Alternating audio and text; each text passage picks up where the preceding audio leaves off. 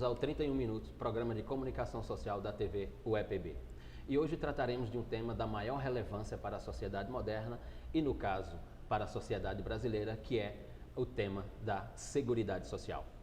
E hoje recebemos nos estúdios do 31 Minutos o professor Jonas Lemos, professor do Instituto Federal do Rio Grande do Norte, pós-doutor em Direito pela Universidade do Salento, doutor em Direito pela Universidade de Salamanca, na Espanha. Professor Jonas é um amigo de longa data de estudos em que nos encontramos, tanto na Espanha quanto na Itália, sob a regência na Itália do professor Rafael de Jorge. E hoje, portanto, trataremos com o professor Jonas, que é um especialista da ideia de Seguridade Social, o que é que implica essa ideia hoje no Brasil. Por que é que a Seguridade Social se tornou um tema de pauta nacional?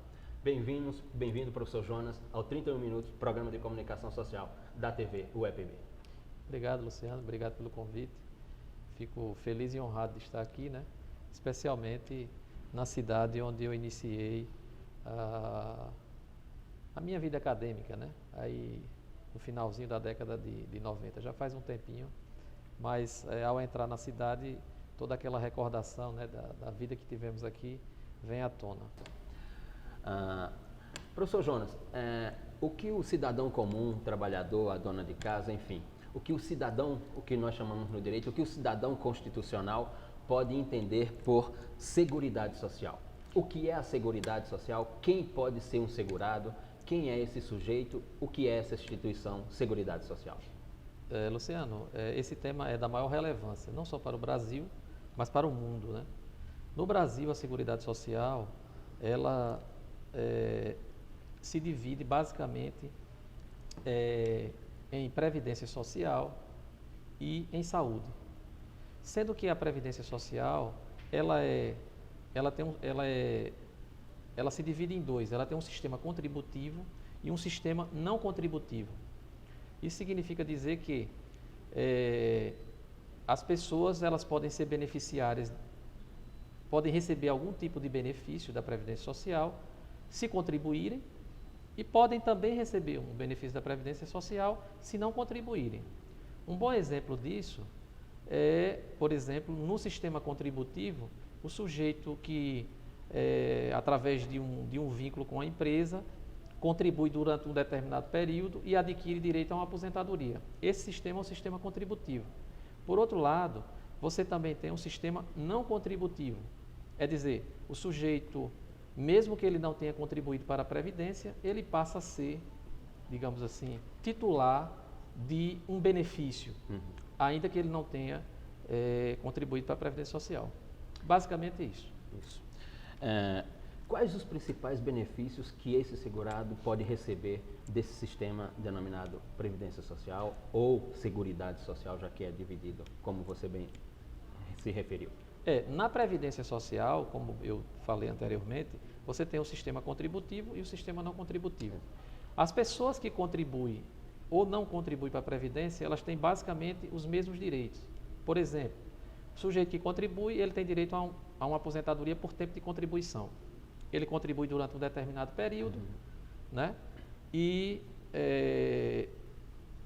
preenchendo outro requisito, que é a idade, ele passa a ter direito a esse benefício.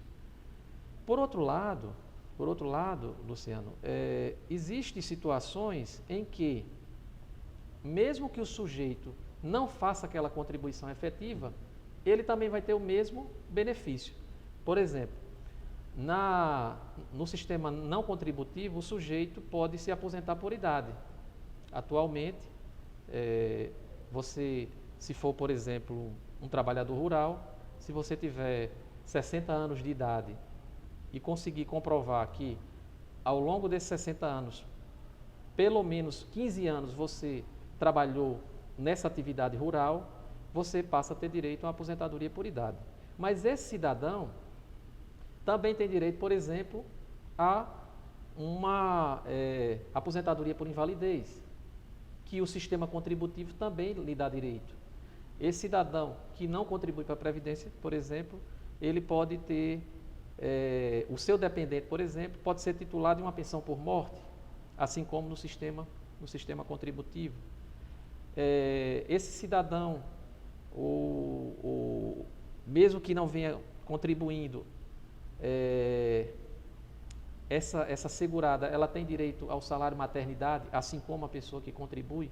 Ou seja, existem alguns benefícios no sistema contributivo que são também concedidos às pessoas que não fazem parte do sistema contributivo.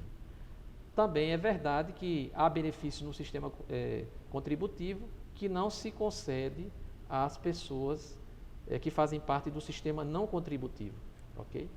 Um bom exemplo, por exemplo, é o auxílio acidente.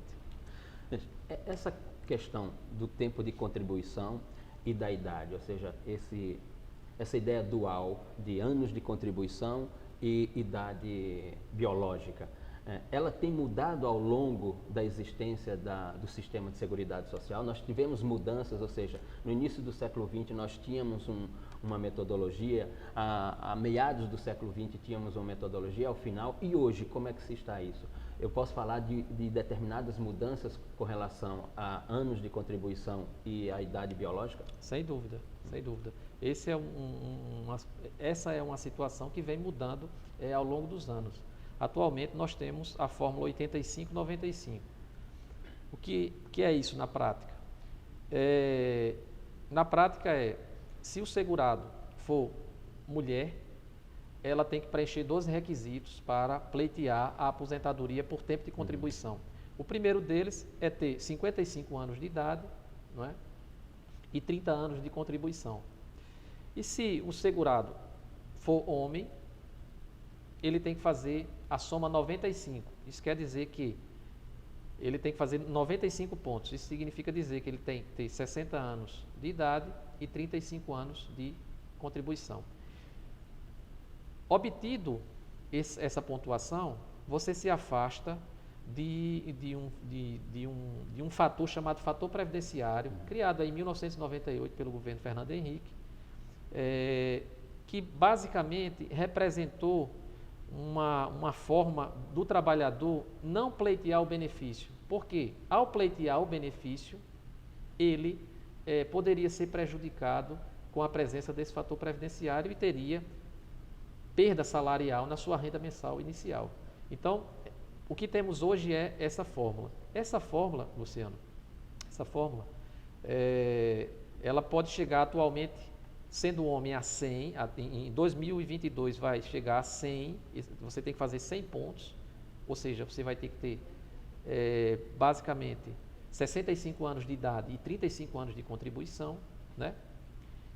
Ou, também, sendo mulher, você tem que fazer a pontuação mínima 90, ou seja, a mulher vai ter que ter 55 anos de idade, né? Aliás, 60 anos de idade e 30 anos de contribuição. Isso é uma situação atual, né? Mas há também a possibilidade do sujeito se aposentar, mesmo enfrentando essa questão do fator previdenciário.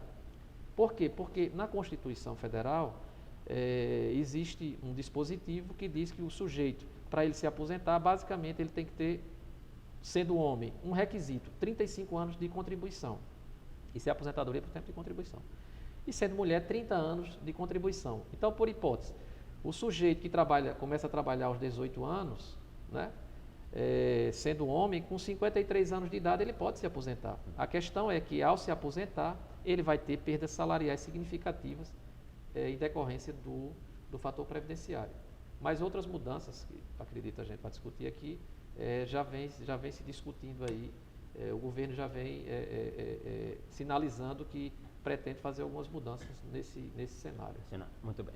Bom, estamos com o professor Jonas Lemos, do Instituto Federal do Rio Grande do Norte, debatendo o tema Seguridade Social. Finalizamos aqui um primeiro bloco e voltamos para um segundo para tratarmos das categorias de benefícios concedidos pelo sistema Seguridade Social, bem como para falarmos de uma ideia que é sempre recorrente nesse campo, que é a ideia das reformas do sistema da Seguridade Social e da Previdência Social.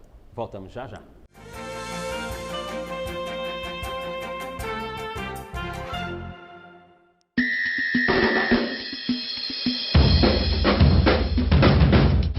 O Brasil de hoje é um país mais próspero, com uma economia forte e em pleno crescimento.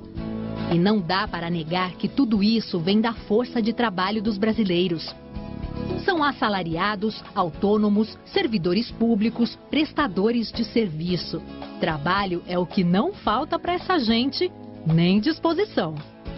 Para que o Brasil continue crescendo, precisamos cuidar do bem-estar do trabalhador. Afinal, gente bem cuidada produz mais e vive melhor. E isso é missão do Ministério da Previdência e Assistência Social, através de programas que oferecem benefícios aos segurados.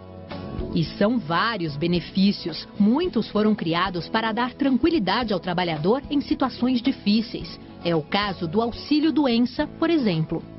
O auxílio-doença é uma ajuda econômica para o trabalhador que, por motivos de doença ou acidente, teve que se afastar do trabalho.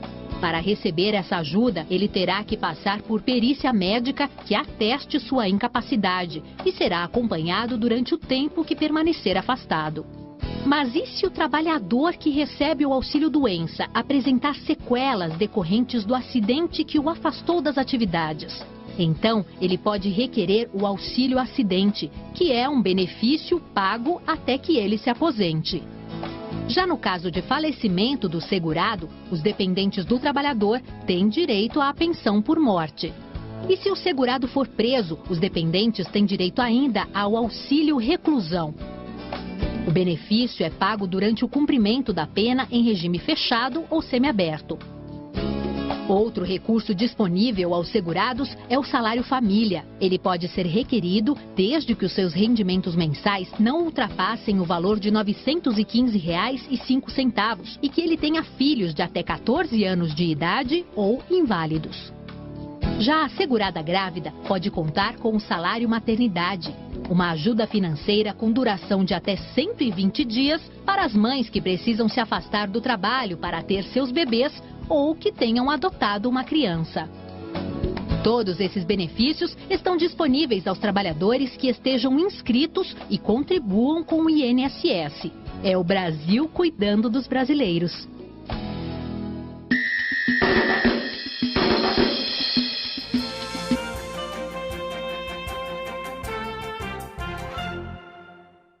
Voltamos para o segundo bloco do 31 Minutos Programas de Comunicação Social da TV UEPB, com o professor Jonas Lemos, do Instituto Federal do Rio Grande do Norte. No primeiro bloco, debatemos a ideia da Seguridade Social. O que é Seguridade Social? Quem pode ser o segurado desse sistema dividido entre Seguridade Social e Previdência Social? Neste segundo bloco, portanto, trataremos sobre a ideia dos benefícios existentes nesse sistema. Quais são os principais benefícios existentes nesse sistema? Professor, o que podemos falar sobre os benefícios? Quais são os benefícios previstos nesse sistema denominado de Seguridade Social? Luciano, basicamente, para o sistema contributivo, você tem aí aposentadoria por tempo de contribuição, aposentadoria especial, aposentadoria por idade, auxílio-doença, auxílio-acidente e pensão por morte, né? Esses são basicamente os benefícios existentes na Previdência Social. Nós, à luz desses benefícios, houve alguma mudança, por exemplo, com relação à aposentadoria por tempo de contribuição?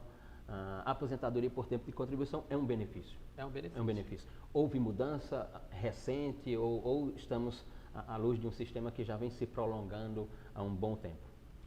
Na verdade, anteriormente você tinha a aposentadoria por tempo de serviço. Uhum. Agora você tem a aposentadoria por tempo de contribuição. Isso não é uma mudança semântica, isso tem um significado importante para o trabalhador. Nesse particular, como eu disse anteriormente, é necessário você preencher dois requisitos, o requisito idade e o requisito tempo de contribuição. Porque se você consegue preencher esses dois requisitos, você pode alcançar a tão sonhada aposentadoria. Evidentemente que o governo ele tem uma preocupação muito grande das pessoas se aposentarem muito cedo, né? No Brasil, as pessoas, nesse particular de aposentadoria por tempo de contribuição, elas realmente se aposentam relativamente cedo. Aí 53, 54, 55 anos de idade, as pessoas buscam a sua aposentadoria. Então o governo ele cria mecanismos para impedir que o sujeito vá pleitear esse benefício e vá para casa. E a Previdência se encarregue de pagar essa aposentadoria ao longo de 20, 25, 30 anos. Então, ele cria mecanismos. Um desses mecanismos, como eu falei anteriormente também, foi a questão do fator previdenciário, né? O que se fala aí, nesse particular da aposentadoria por tempo de contribuição, é um aumento da idade. Hoje existe um sistema progressivo que vai começar de 60 anos de idade até 65 em 2022. O governo quer, numa nova mudança, numa nova reforma, abreviar isso, ou seja, já começar com a idade de 65 anos de idade. Então, o sujeito para pleitear, ele teria que ter 65 anos de idade e 35 anos de contribuição. É uma realidade dura e difícil. Por quê? Porque no Brasil trabalhar é uma missão complicada, né? Se você levar em consideração que as empresas elas não cumprem com as normativas de segurança do trabalho, grande parte das empresas, você coloca muitas vezes aquele trabalhador submetido a ambientes extremamente agressivos, e isso causa doenças e, de certa forma, envelhece esse trabalhador. Então, levar esse trabalhador até 65 anos de idade, na situação que nós temos hoje, é extremamente complicado.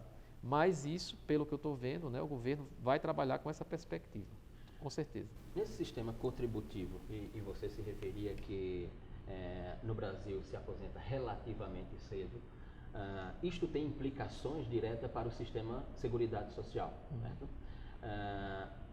Pode-se falar, portanto, ou pode-se levantar aqui uma ideia de como se encontra esse sistema em termos daquela força de trabalho ativa e aquela força de trabalho em descanso e repouso, ou seja, aqueles que já estão aposentados e aqueles que estão no mercado de trabalho. Como é que está essa proporção?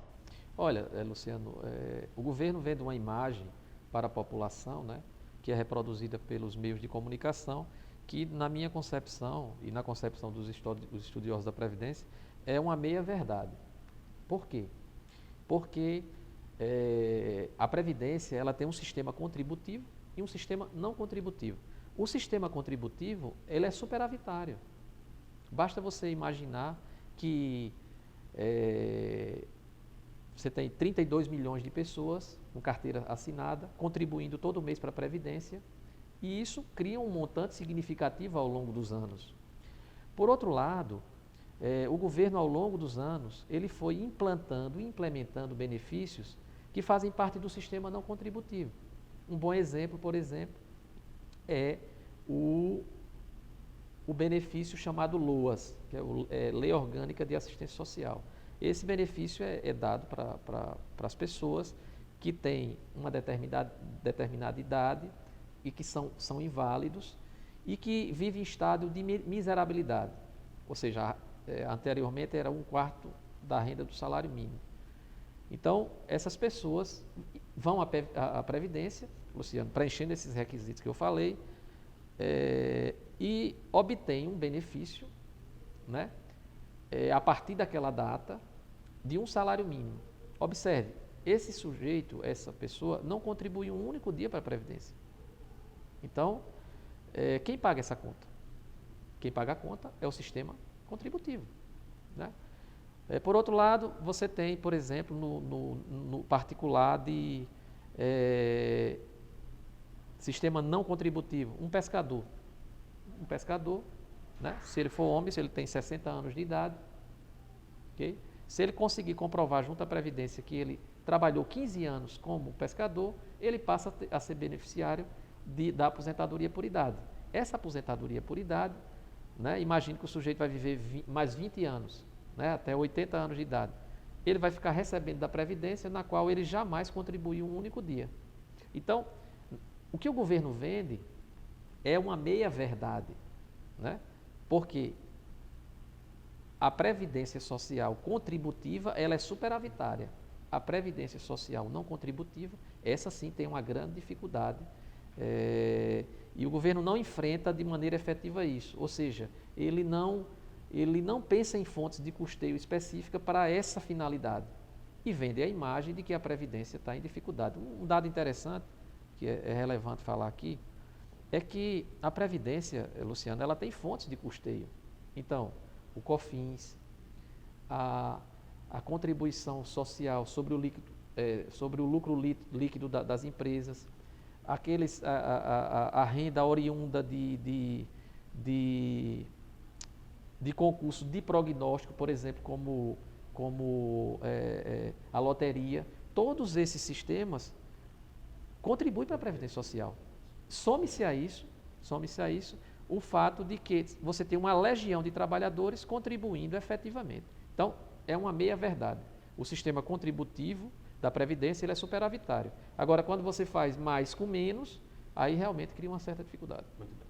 Para a gente finalizar esse segundo bloco, então falemos dessa outra parte que, segundo você, é ocultada pelo governo, que é o sistema não contributivo. O que é que pode ser dito sobre esse sistema não contributivo que possa esclarecer um pouco essa ocultação? Olha, veja, a Previdência Social no Brasil, né, constitucionalmente, ela tem um caráter universal. Significa dizer que mesmo as pessoas que não contribuem teriam direito a um benefício. Ok, beleza. Nos últimos anos, se você avaliar da década de 2000 em diante, né, do governo Lula, que teve um trabalho importante, né, de divulgação desses benefícios e tal, houve um acréscimo significativo desses benefícios, né? Então, você tem hoje uma quantidade de pessoas muito grande recebendo benefícios sem ter contribuído um único dia para a Previdência. São pessoas que precisam desse benefício, que efetivamente precisam desse benefício, só que a fonte de custeio termina sendo oriunda das pessoas que contribuem. O governo não encara isso, Luciano, como uma fórmula, uma alternativa de encontrar uma outra maneira de custear e de bancar essa situação. Pelo contrário, ele mantém a situação como se encontra, vende uma imagem de que a Previdência está quebrada e vai pouco a pouco fazendo mudanças significativas, que podemos tratar posteriormente aqui. Estamos no 31 Minutos, programa de comunicação social da TV UEPB. Estamos com o professor Jonas Lemos, do Instituto Federal do Rio Grande do Norte. Finalizamos aqui o segundo bloco tratando sobre Seguridade Social e voltamos para o terceiro e último bloco. Voltamos já já.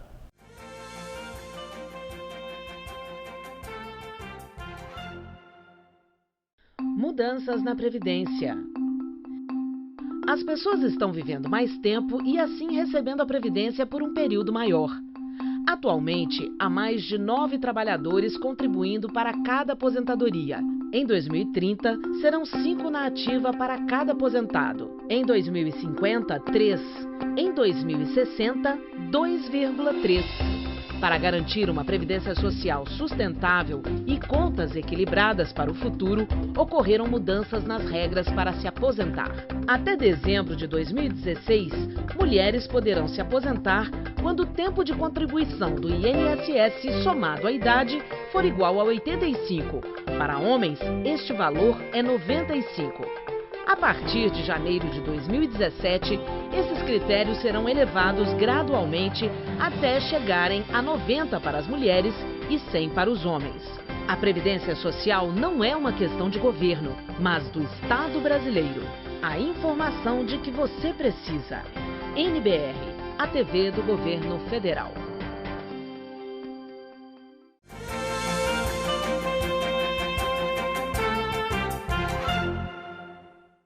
Voltamos para o terceiro e último bloco do 31 Minutos, programa de comunicação social da TV UEPB.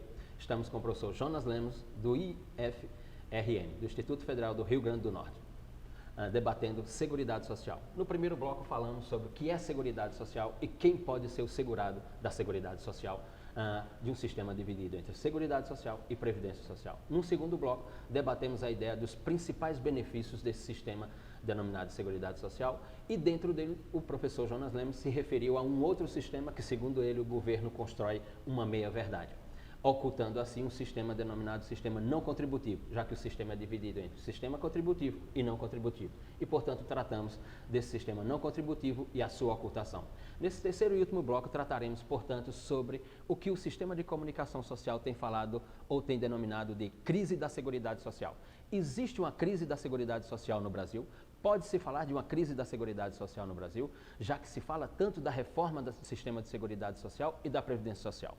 Enfim, teóricos relevantes como alguns professores e alguns pensadores da Universidade Federal do Rio de Janeiro têm prolatado sobre a crise da Seguridade Social. Professor Jonas Lemos, é uma meia-verdade, é uma verdade falar sobre a crise da Seguridade Social no Brasil?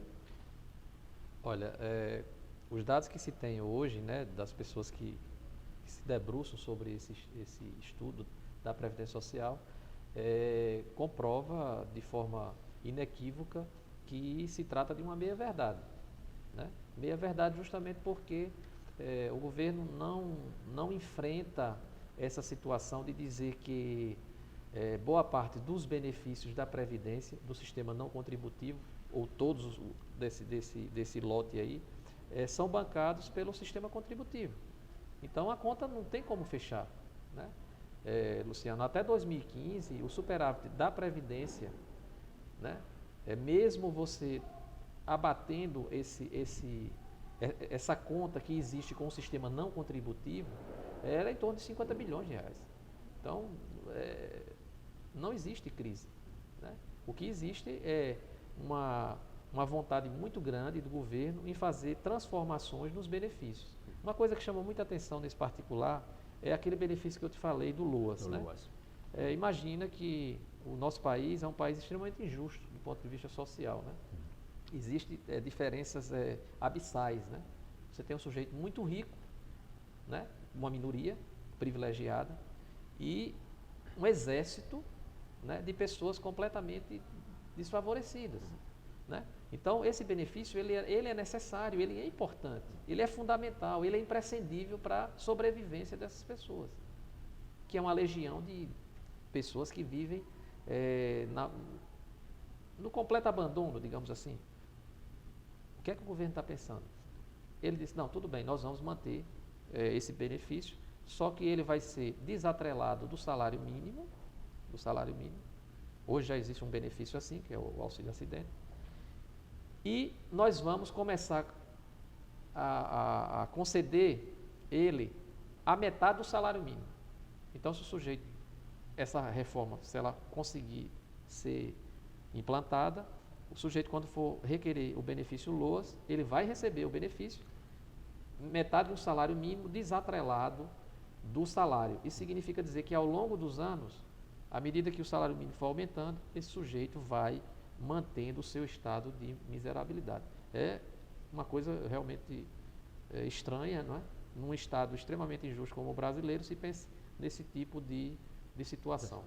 Este é o principal pensamento do governo atualmente, ou seja, desvincular essa ideia de seguridade social da construção da ideia de salário mínimo. Sem dúvida. Né? E o governo tem outros pensamentos, ou este é o pensamento central e ao entorno dele tem uma série de pensamentos em que vai fazer com que o segurado da Previdência Social, da Seguridade Social, venha a ser afetado diretamente, como você bem mencionou agora, porque ao longo do tempo, se eu desvinculo do salário mínimo, ao longo do tempo, esse benefício que o cidadão recebe, cada vez ou cada ano que se passe, o poder aquisitivo desse benefício será sempre menor, já que ele não acompanhará o reajuste do salário mínimo. Isso acontece, Luciano, hoje já com as pessoas que se aposentam com rendas superiores ao salário mínimo. Uhum. É muito comum o sujeito dizer, quando eu me aposentei, eu ganhava 10 salários mínimos. Passados os anos, hoje eu só ganho um salário mínimo. Por quê? Porque o aumento que se dava ao salário mínimo não é o mesmo aumento que se dá às pessoas que ganham de um salário mínimo. Isso, ao longo dos anos, vai achatando o seu poder de compra. Né? Isso é uma coisa muito grave. Mas tem outras situações. Por exemplo, imagine que o sujeito trabalha num ambiente extremamente insalubre. Vou dar um exemplo aqui. Um mecânico.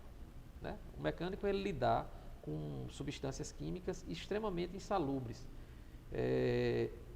Atualmente, quem mexe com esse tipo de substância, que a norma técnica chama de hidrocarboneto aromático, que é óleo diesel, gasolina, óleo queimado e tal, ele tem direito a uma aposentadoria especial. O que é aposentadoria especial? É você ter a possibilidade de abreviar a sua aposentadoria em anos. Então, o sujeito com 25 anos de contribuição, independentemente de idade, a regra atual é essa. Você, com 25 anos como mecânico, por exemplo, você tem direito a se aposentar ainda que você tenha 43 anos de idade. Por quê? Porque se trata de um ambiente extremamente insalubre. Aí você imagina que o que é que o governo está querendo? Ele está querendo impedir que essas pessoas que trabalham em ambientes insalubres e ou periculosos tenham direito a uma aposentadoria especial, por exemplo, com 25 anos de contribuição. Outras situações já se pensa, né? Outras situações já se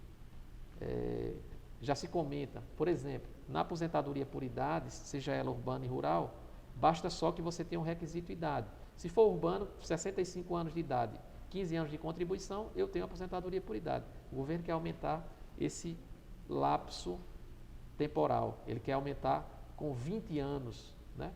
Então, é um conjunto de mudanças e transformações que vão afetar diretamente a classe trabalhadora desse país. Ou seja, nós estamos falando das pessoas que até poderia ser denominado de os mais vulneráveis dentro desse sistema denominado Seguridade Social. Ou seja, nós estamos falando dos trabalhadores comuns, daqueles que realmente fazem esse país se mover, fazem esse país tocar a sua vida plenamente. Ou seja, mais uma vez nós teremos de uma parte os mais vulneráveis sacrificando ou sendo sacrificados dentro de um sistema que, como você bem se referiu, dentro de um sistema que é social e que num país em que tem uma memória de injustiça social inequívoca. Sem dúvida. Outras situações também podem ser consideradas graves, a gente falou para o segurado, Sim. Mas existem situações para o dependente. O governo fez uma mudança recente, agora em 2014, na pensão por morte. A pensão por morte, anteriormente, ela era concedida ao dependente, né? Ao dependente, 100% do salário de benefício, ou seja, se o sujeito viesse falecer na ativa, aqueles dependentes teriam direito a um benefício praticamente idêntico ao que o segurado recebia.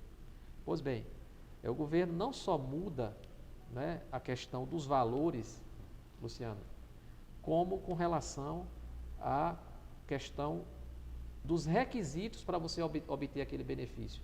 Então, anteriormente, você não precisava comprovar nenhum lapso temporal de convivência com aquela pessoa. Então, o sujeito casava de manhã, né, ia para a lua de mel à tarde, no dia seguinte vinha a óbito, a dependente ia lá e pleiteava o benefício. Ok. Só que hoje o governo criou a possibilidade de você só ter direito a esse benefício se você preencher um outro requisito. Você tem que ter, no mínimo, 2 anos de convivência. Então, isso já cria um obstáculo muito grande. Alguém pode achar que isso é justo. Beleza, ok. O grande problema é que os beneficiários do regime geral de previdência, Luciano, na média, são pessoas que vivem em grande dificuldade. Se a gente pudesse fracionar em quantidade de valores, eu diria que 60% a 70% da previdência, dos benefícios da previdência, inclusive pensão por morte, é um salário mínimo. Então, não existe essa dificuldade plantada pelo governo. É lamentável. A sociedade não se organiza, né? Não tem organização, não tem planejamento e muito provavelmente essas mudanças vão afetar aí em cheio a classe trabalhadora do nosso país. Muito bem. Chegamos ao final de mais um 31 Minutos, programa de comunicação social da TV UEPB. Agradecemos ao professor Jonas Lemos, do Instituto Federal do Rio Grande do Norte, e debatemos hoje o sistema denominado Seguridade Social. Voltamos em breve com mais um 31 Minutos.